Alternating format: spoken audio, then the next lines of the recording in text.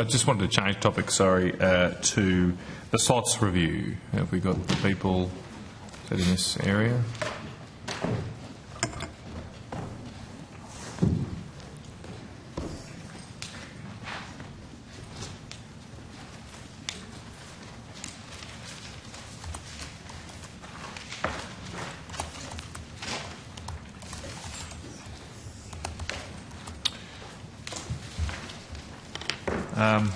Just wanting to really get an update. Been sort of waiting for the outcomes of this for a little while. So, where are we up to with the review and any potential decisions around the slots? Senator Marisa Purvis-Smith, Deputy Secretary Transport. I think it's a matter of government as to the timing of any announcements. I think at the end, from memory, towards the end of last year, the Minister said she would have something further to say around slots, and so it's a matter for government as to, right. to when that will be. And look, just excuse me, I may pop in and out of this issue. I believe there was a review conducted. There was some time a year ago now. So in 2020? 2021? Yep. Okay. That was completed then, or? It was, yes. The review reported in February 2021. In February 2021. Yep. Okay, so nearly, well, it's 3 years now. 3 years. So when did the department first, or have you, I should say, have you provided options to the Minister around reform as a result of that review? I think it's fair to say we've provided advice to the Minister around slots. Right. When did you provide that advice? That I might not have with me. I'll see if my colleague, Ms. Werner, has something along those lines. Yes, please.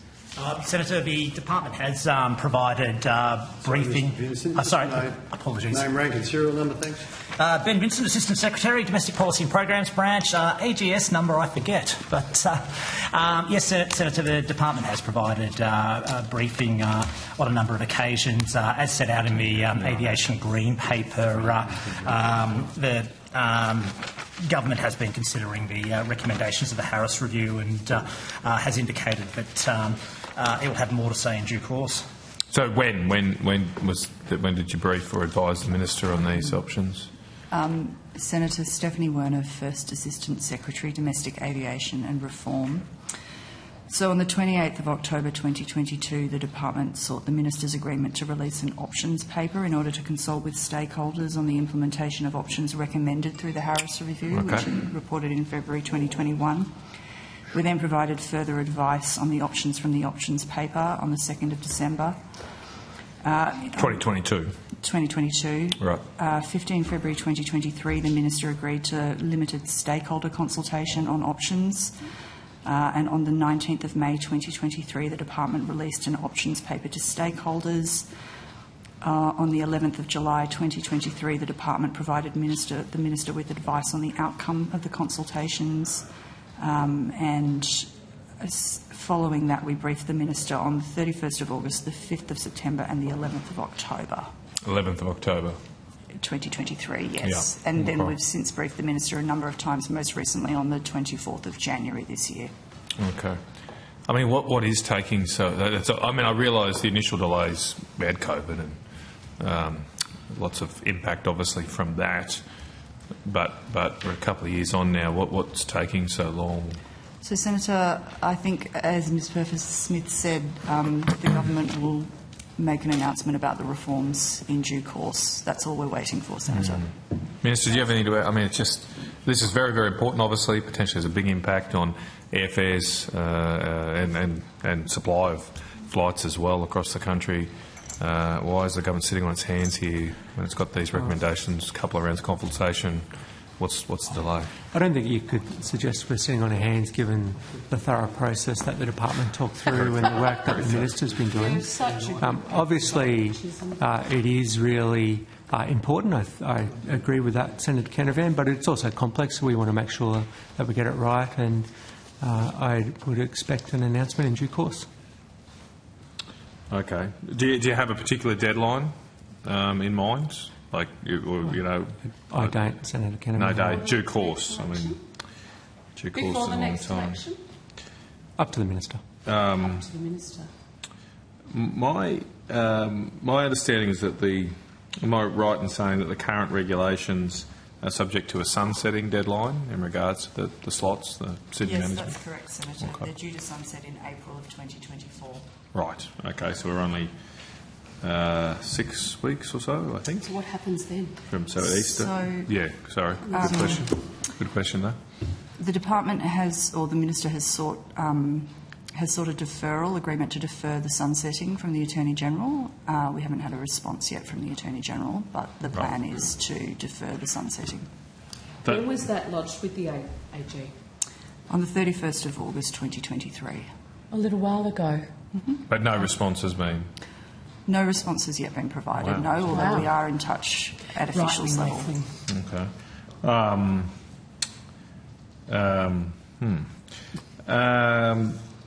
This particular sunsetting clause, that's in regulation, is it? It's in a legislative instrument? Well, the sunsetting applies to all of the regulations after 10 years. Okay, I'm sort of getting to the point. My point is you don't need to come to the Parliament, presumably, to extend the sunset period. Sorry. You No. can change it through That'll be a legislative Through instrument. Yeah, so another reg can change it. Is that disallowable, the regulation? Excellent question, Senator.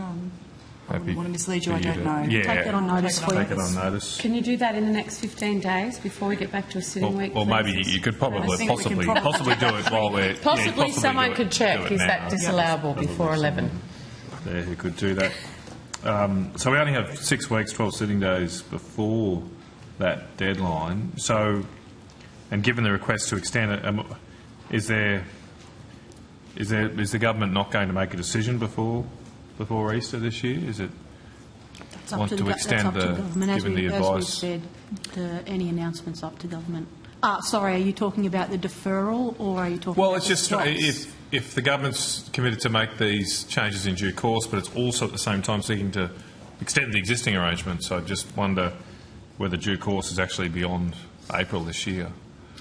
It's up to the government. I think it's fairly shortly, but it's up to the government as to when. Has the department or the minister's office have they advised any of the airport industry, the airport at Sydney Airport, the airlines that use Sydney Airport, has it advised any of them about the request to defer the current regulations? I'm not aware of that, Senator. If you could take that on notice. I can. Okay, thanks. And just to be clear, what I want have you communicated that the minister has requested an extension, effectively, of the current We can system? take that on It's notice. the first I've known of it, but Yeah, and of the AG. And he hasn't written back. back in August last year too. I mean, it does seem strange because I stay a little bit out. I'm not that close, as I said, but from what I've been reading, the minister sort of indicated that the decision may be imminent on this for some time, but we now find out that for 6 months or so, in fact, she's been seeking an extension of the current arrangements. It seems strange. Why wasn't that made public, that request? I think the extension of the current arrangements isn't. It can happen. The announcement doesn't need to. They can be done kind of separately, I think is what I'm trying to say. But Yeah, There's been a lot of angst about They're not about mutually the slots exclusive, but obviously, over time. I think the people, some of the industry listening to this, if they've only just finding out about it, would be quite interested to know this, and it seems strange why the government would hide it or be secretive about it. So I think the only thing that's sunsetting is the regulation. The Act, of course, doesn't sunset. So what's the practical implication of that? Were the regulation to sunset? Yes. Well, that would mean that some of the arrangements around demand management at Sydney Airport would no longer be in place. Such as? Would none of them be in place? So would that allow Sydney Airport to effectively sell its slots to whoever it likes? No. So the movement cap and the curfew would both remain in place. The regulations go to things like the constitution of the Compliance Committee and who can be appointed to that. So it sort of expands on It provides detail around what's contained in the Act. But I suppose, to be clear, what we're really interested in, I think what most of the industry is interested in, does the sunsetting of the regulation mean that the major players, i.e. Qantas, won't have the same slots it has before the 1st of April? If this were to sunset, would it change that array? Would it change the number of slots that Qantas automatically has available to it? I believe that's all that is sunsetting are the regulations. The Sydney Demand Management Act will remain in place, as will the Sydney Airport Compliance Scheme and the Sydney Airport Slot Management You Scheme. seem to be reading What off does some that talking mean? points. It's not my question. Sorry. Yeah, and I'm not asking a hypothetical. I'm asking how the current regulations work effectively. So, if they were to sunset, would Qantas lose slots? That's what I'm asking, or potentially lose slots. Obviously, the airport may decide to keep. So the only things that would sunset when the regulations sunset are the regulations go to the Compliance Committee, the functions of the slot manager and the requirements in relation to slot manager records. So the regulations cover the composition of the Compliance Committee. They also cover the duration for which the slot manager must keep records, the Secretary's powers to request access to the slot manager's records. That's all that would sunset. So the answer to my question is no, is it? That no, they wouldn't necessarily lose slots from this sunsetting? I think you've got the answer there. Your colleague next to you. Sorry, Mr Vincent. I think it was mentioned that a deferral has been sought, and in that circumstance, the arrangements continue as they. No. No.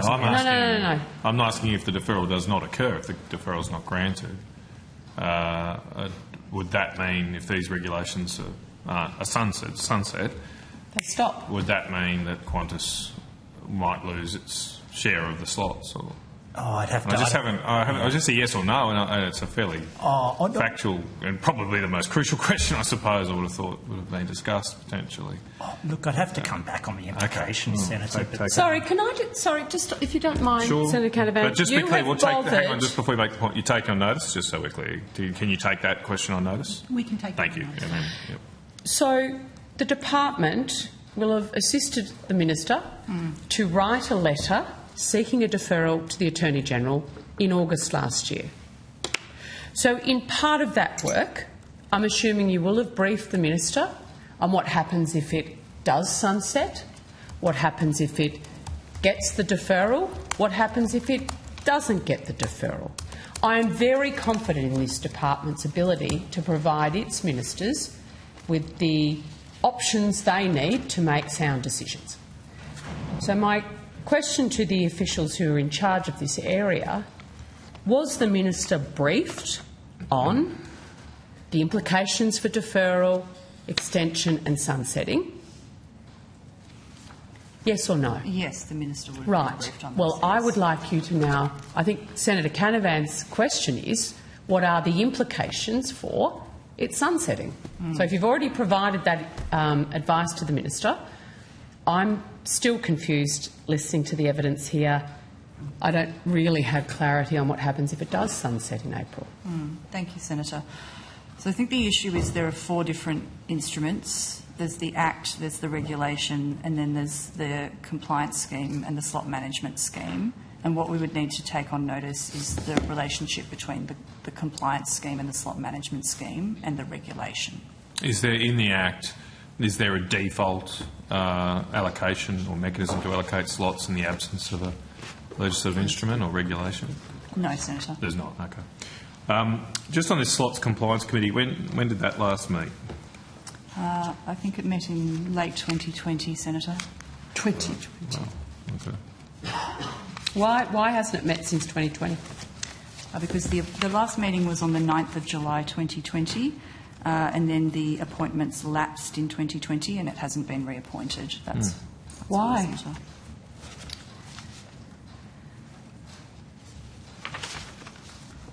Senator,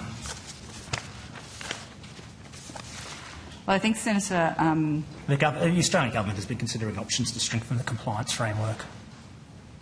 Was there, I mean, okay, 2024. so 2020, did they lapse because the terms of the members finished at that Yes. date? Okay. Yes. And I suppose that was in the thick of COVID, so maybe there was a decision to just hold off on appointing new people, etc. Well, pretty much the airport would have been dormant around that point. But has there been an explicit decision not to allocate or to appoint new people to the slots committee? There hasn't been an explicit decision not to appoint them.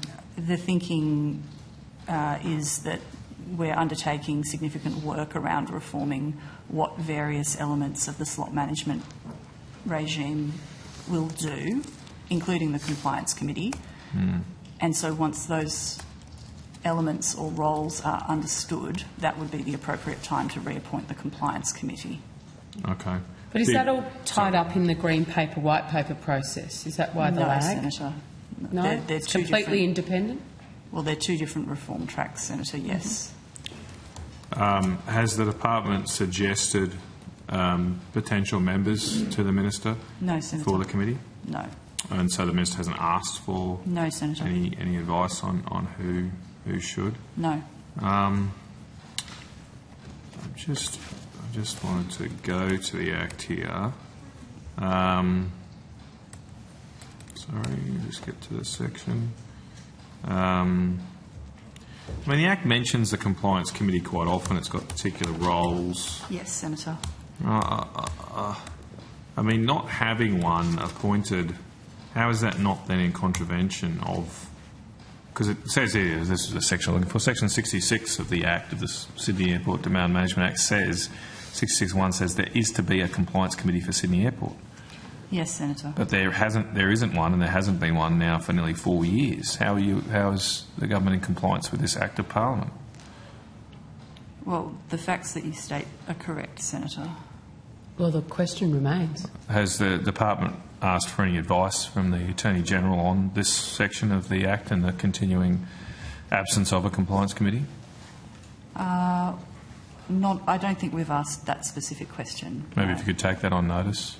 I mean, this is an Act of Parliament, and your job is to implement Acts of Parliament, and it says it's not may or the government, the minister can. It says there is to be a compliance committee for Sydney Airport. So what is the excuse for not creating a compliance committee? Well, Senator, as I said, given that we are in the process of reforming what the compliance committee will do, it was considered appropriate to wait until that work is complete before reappointing the compliance committee. So just to be clear, has the department advised the minister that it's preferable not to? No, Senator. It hasn't made that advice. Okay, No. so you're not blatantly in breach of an Act of Parliament, because I know you're saying, but you have said a number of times that it was decided that it wasn't worth establishing or not appropriate to establish this committee while this reform process goes on. Who made that decision? The department has made that decision, Senator. Not the minister. The minister hasn't No, not the said, minister, "Oh, I Senator. don't want." I mean, how has the department taken on itself to not do something that this Parliament has said there must be? There is to be a compliance committee for Sydney Airport. I don't see how you're not. Under what power have you done that?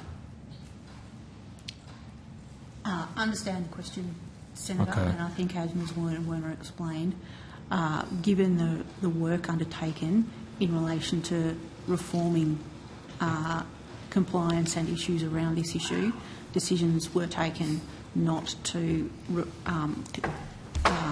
instate the compliance committee.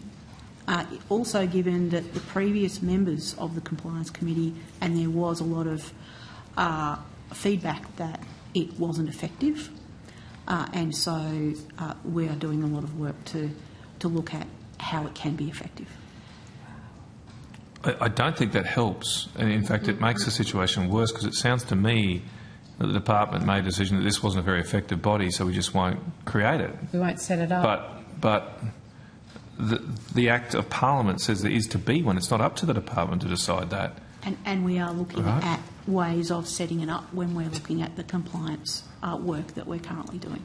I mean, I think this is a matter that has to be looked at a bit more seriously from somebody, because I don't think we should get in the habit of departments just deciding they can ignore acts of Parliament, as you clearly have in this case. Have you let the Minister know that this is the Department's decision, Mr Betts?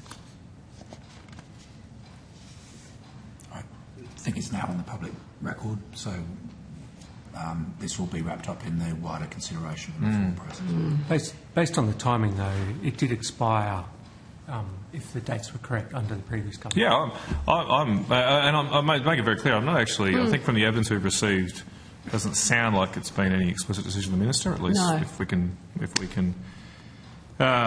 trust the advice and evidence we've been provided here. The Department said they'd made the decision to not comply with this particular Act. I mean, and I'll just to be very clear, at any time has a Department written to the Minister, advised the Minister? Any Minister. Yeah, either this Not Minister or the previous Catherine King, government. the previous government. That we know that Section 66(1) of this Act says this, but we've decided this. Has that happened? I'd have to take that on notice. Right. Yeah, I definitely think this needs to... And I'm sorry, Miss, I'm just not making a political point. I just think it's very important for the Parliament to know that the laws we pass are implemented by the departments and agencies established for that purpose. Okay, I think the rest of that is kind of moot. Just on that, so, I would all right, like, I'm happy I'd to just move on. like you to table or supply the committee with documents, internal documents to the department, when and how that decision to not comply with the Act was made. We'll take that on notice, Senator.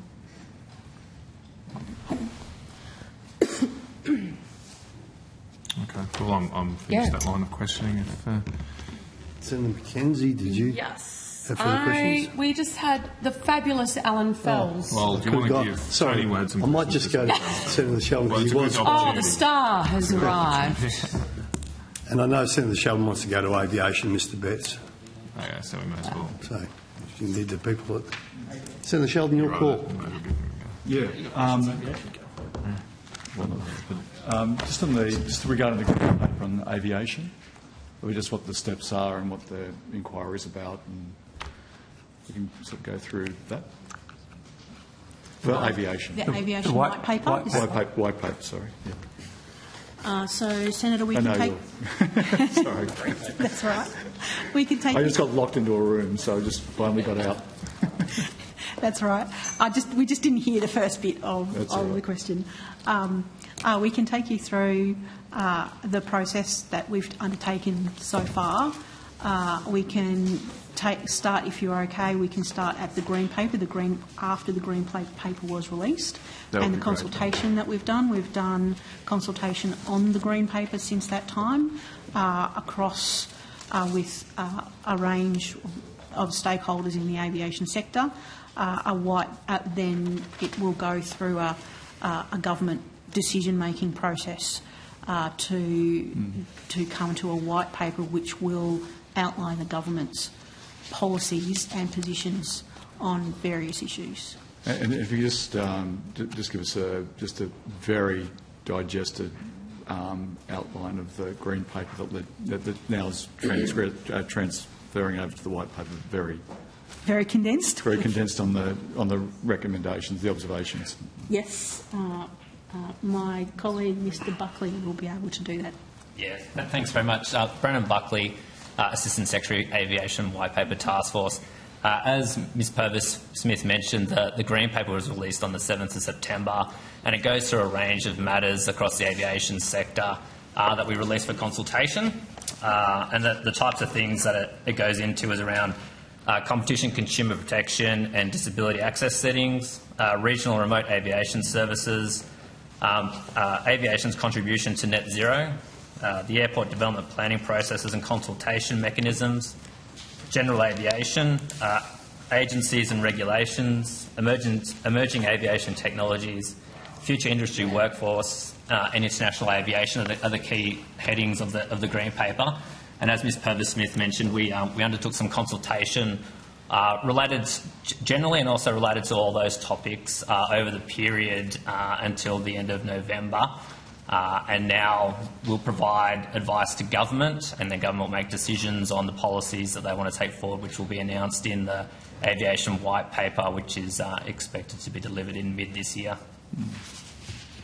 And just you're aware that in a press statement from the Minister on the 7th of September 2023, Minister King said that through this process we're also seeking to understand whether options pursued in other jurisdictions such as customer rights charter or a strong ombudsman model would deliver benefits to Australian aviation sector. So that's one of the aspects you've touched on.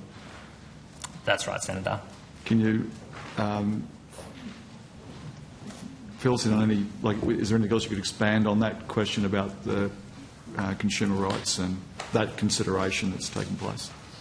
Yes, Senator. So on that, we did undertake consultation related to consumer protections, and so we obviously have received submissions related to it, and we did have a couple of sessions that were very specific to consumer protections, and we did hear from different members of industry and different community bodies about different options to improve consumer protections, including compensation schemes, including also around the airline consumer advocate and things like that. And as I said, we'll then provide advice to government based on the information that we've collected from those consultations, and government will make decisions on potentially changes to the consumer protection framework, which will be announced through the Aviation White Paper. I'm certainly looking with bated breath and enjoying looking forward to the White Paper. Obviously, it's been a deep concern about how Qantas has operated in the past, and don't how Qantas has. Don't want you to expire. Thank you. That's very kind of you. And here I was thinking the opposite. No chance. But if we could, just the importance of this paper obviously is extremely important to the aviation industry. Can you just, I'm not saying saying where it's landing. Obviously, that the report will do that. There's a lot of consideration to take place yet. But do you want to just touch on briefly some of the countering arguments that have been pursued in relationship to consumer protections? I think we might ask Mr Everest to speak to this, Senator. Sorry, Kai Everest, Assistant Secretary, Aviation White Paper. So we heard from all of the major airlines and the airline representative groups on their views on consumer protection regimes and an ombudsman model. And we also heard from quite a few consumer advocacy groups their views as well. I mean, I don't want to perhaps mischaracterise what they said. I don't have all their submissions in front of me, but I would say it's a fair characterisation that the airlines generally think that the existing consumer protection regime can be modified to be fit for purpose, and they don't see the need for additional legislative protections. A lot of the consumer advocacy groups have argued for either an aviation industry ombudsman and or legislated consumer protections for airline customers. So that's the broad characterisation of what we've heard. Good, thanks, guys. Thank you. Thanks. Thanks, Senator Sheldon. Senator McKenzie. Thank you so much. I just want to go to Alan Fells, the former chief of the ACCC, who we did have to the aviation inquiry last year, a strong proponent of divestiture powers, particularly in the aviation industry, and his gouging report funded by the union movement. Minister, has the government reconsidered its position on the decision to prevent Qatar Airways from flying additional flights to major Australian airports? I don't think they've made a new submission, to the best of my knowledge. The department might be able to help me out on that. We're getting the relevant people for you, Senator. My understanding is that Qatar have reached out for talks with the department, and there's not been a different decision on its previous application by the government at this point. So the government hasn't reconsidered its decision on the Qatar Airways, despite Alan Fell's claim that decision drove up the price of airfares by 30% for Australian travellers. Is that correct, Minister?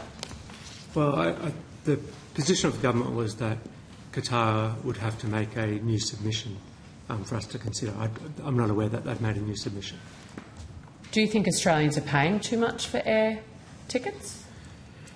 I don't know what the evidence has been saying lately. I do know that... Are you saying Alan Fells is a liar? I do know that costs for international flights have come down in recent months, is my understanding. I apologise to Sally and Michelle, but given it's been a busy week, I haven't had a chance to read their report in full. Are you confident the Minister has, or her office has? I'd have to take it on notice, but I'm sure they'd be aware of the work that had been undertaken by the movement with Professor Fells. Well, they were actually incredibly critical of the government's competition policies. You're saying you're not across the report. You haven't, and you've apologised for not reading their work. But I'm sure will have Minister Lee read their work? Who in government will have read Sally and Michelle's work? Well, I imagine the report, as I said, I haven't read it. I imagine it cut across a number of areas. I'm sure Andrew Lee would be someone who'd be very much interested in it. Within the department, are they aware of the report, and has anyone turned their mind to it? We are aware of the report, Senator. In the way it will be considered and the issues raised in it considered is through part of the white paper process and Treasury's competition task force, who we are working with through the white paper process. Well, now that they've added aviation to the competition review, which they didn't at the start, I just want to refer to page 38 of that document where the section of aviation starts with, and I quote, "There is a lack of competition in the aviation industry, both internationally and domestically." Yet in August this year, the Prime Minister made it very clear that we have, and I quote, "the most competitive market in the world." That was on Sky News. He then told Parliament in September, "We have the most competitive aviation market in the world, bar none." Minister Chisholm, is the ACTU misleading, and Professor Fells in his report, or did indeed the Prime Minister mislead when he made those claims? I definitely don't think the Prime Minister wouldn't be good for your Senator career McKenzie, but it said that. I'm not aware of the context of the question that was being asked, obviously, at the time. But I do know historically people have seen the domestic aviation industry in Australia, in particular the Sydney-Melbourne route, as something that has been extremely competitive. But I don't know if the department can add more to that information. I'm asking for an opinion, Minister, so it would be inappropriate to ask the department. But we have two very, very different perspectives. We have a Prime Minister saying we've got the most competitive market in the world. Whether he's talking internationally or domestically, he can argue the toss on that. And you've got the ACTU. Well, it's not really he can argue the toss. Like, you're the one sort of putting it forward. It's really hard. I'm sorry, it's widely known. It is reported in the Senate inquiry into aviation last year that he made these comments. Yeah, and now we have Professor Fells and the ACTU saying literally the complete opposite on page 38. I understand the point you're making, Senator McKenzie. It's really hard for me when I haven't seen the context of the Prime Minister's comments that you're talking about. I haven't had the opportunity to read the report that Professor Fells put together to see the context in that. It really is a difficult position for me to be in. It's pretty clear. The Fells report, there is a lack of competition in the aviation industry, both internationally and domestically. It's quite unequivocal. That's their opinion, their report. Which differs markedly from the Prime Minister's comments last year. Like direct contrast. You couldn't actually get more different. And as I said, I haven't seen the context for the Prime Minister's comments and what he was responding to at the time. Very difficult to respond in that scenario. I think if you're representing the Transport Minister and this particular portfolio, you'd be a little more across the substantive issues within it. Oh. Like, we've been talking aviation for 12 months. Take your advice and on Australians board, are very, Senator McKenzie. very, which is why the ACTU did this work, which is why Professor Fels did this work, because they don't believe your government's position is actually tenable. The report from Professor Fels and the ACTU also states that Qatar offered a solution to the extremely high prices that were being charged for international travel. Qatar offered to add heavily to capacity by making available multiple planes and multiple seats. The likely effect could have seen 40% off the price, according to Virgin CEO, on RM breakfast. However, this proposal was blocked by the Australian government. Quite clearly, it was acting in the interests of Qantas. This document that I'm quoting from is endorsed by the ACTU. So again, I ask you, Minister, do you back the ACTU endorsement of this document or the Prime Minister? Because you actually can't agree with both because they're diametrically opposed.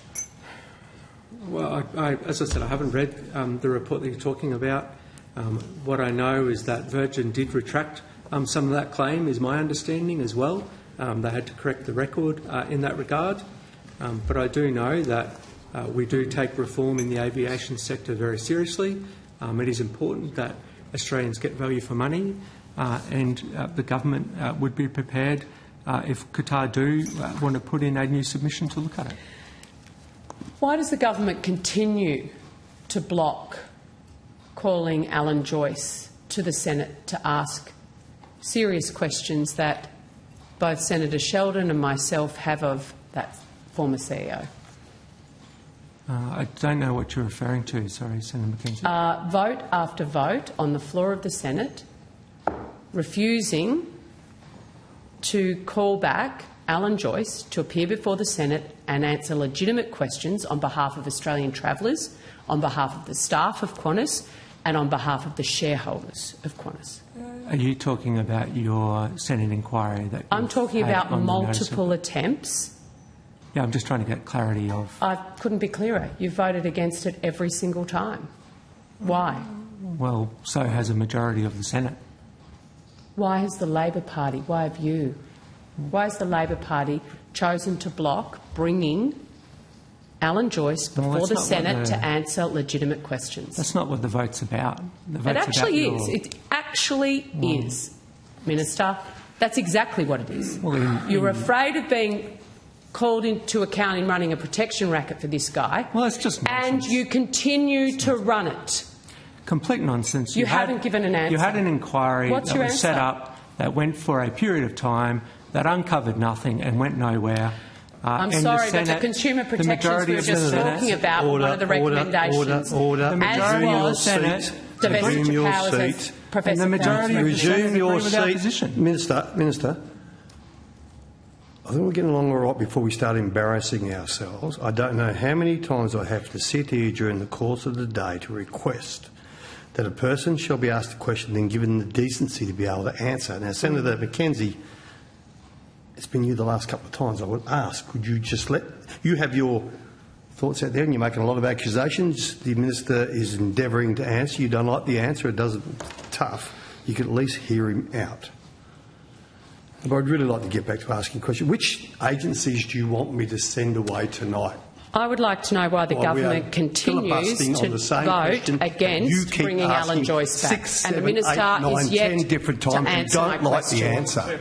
I was talking, you talked over me, so don't pull that. Chair, point of order. What's your point of order, Senator Canavan? On that last intervention, I think your original intervention was fine, but we're now just getting into invective unnecessarily from the Chair. If we could just return to questioning, we have got a plan to get through everybody, but obviously that gets interrupted every time there is an interruption. Senator McKenzie, the Minister was answering, and then Senator McKenzie, you have the call. You had a Senate inquiry that concluded. It didn't go anywhere. It didn't uncover anything of significance, and obviously there's a majority of your Senate who don't think it's worthwhile establishing it again.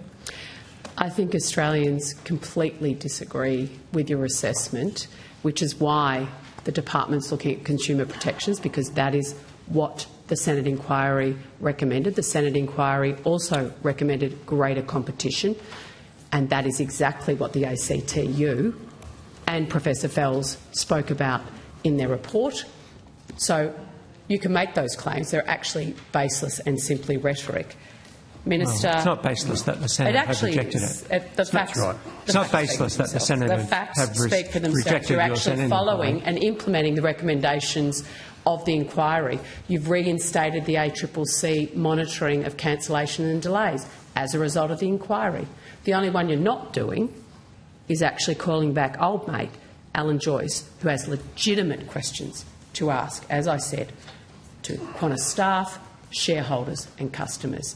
And it is your government that's refusing to allow that to happen. Well, it's the Senate that's refusing to allow it to happen, Senator McKenzie. Well, the Senate is made up of the majority of senators, of which you are a huge player. As far as I'm concerned, you can, but Senator McKenzie... McKenzie, would you mind if I ask a clarifying question? Not at all. Not at all. Just when was just so I can get the timelines right? The suggestion was that the Senate inquiry was before the Green Paper and White Paper. Well, obviously the White Paper is in process, but the Green Paper was called. There was the intention of a White Paper. The White Paper is still in process, but the process of the Green Paper commencing was some time before that Senate inquiry, wasn't it? And there was terms of reference published prior to the Green Paper being issued as well, so you're right.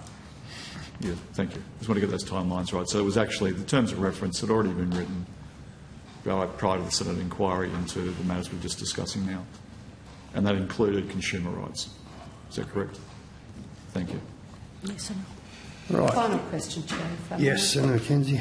Minister, just to remind you, the motion you have actually voted against, that the Senate receive evidence at a public hearing from witnesses who were unavailable prior to the committee's original reporting date, including Alan Joyce. And that's what you're all voting against. Just to remind you. I've concluded my questions. Are there any further questions? Yep, Senator Canavan.